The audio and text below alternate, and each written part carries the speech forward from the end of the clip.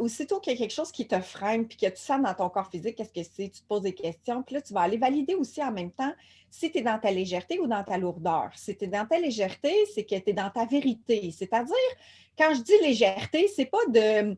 C'est vraiment, c'est d'une évidence même. Tu n'as même pas de questions, tu ne te poses pas de questions, tu es vraiment dans OK, j'y vais, c'est go, c'est easy going, tu te poses zéro question, c'est d'une évidence même. Mais c'est quand tu commences à douter, à poser des questions.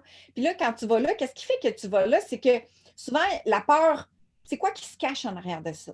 Le doute, c'est quoi qui se cache en arrière de ça? Moi, c'est la question que je me pose souvent pour justement dépasser la peur. Parce que la peur, c'est illusion. Tout est illusion.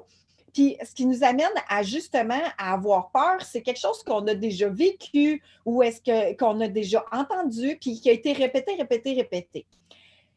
On est empreinte de notre carte du monde. On a une carte du monde. Tu sais, depuis qu'on est enfant jusqu'à aujourd'hui, on a vécu plein de choses, on a vécu plein d'expériences troublantes, moins troublantes, joyeuses, dérangeantes, d'autres expansives.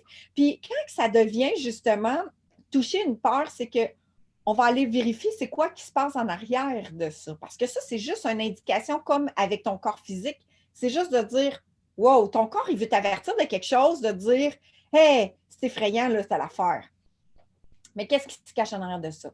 Puis, pour donner l'exemple, pour faire suite à l'exemple d'aujourd'hui, la peur que j'avais, en fait, de ne pas être à la hauteur ou bien la pression que je me mettais, c'est de ne pas livrer un message qui va vous parler.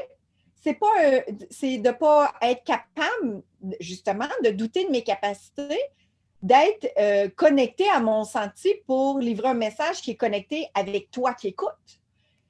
Ça a été. Puis là, ben, OK, fait qu'est-ce qui se cache en arrière? Peur de ne pas réussir. Qu'est-ce qui se cache en arrière de peur de ne pas réussir? Fait que là, je m'auto-analyse comme ça. Puis là, je me dis, OK, finalement, j'ai peur de ne pas être accueillie, de ne pas être acceptée. J'ai peur d'être rejetée. Fait que là, on tombe dans des blessures.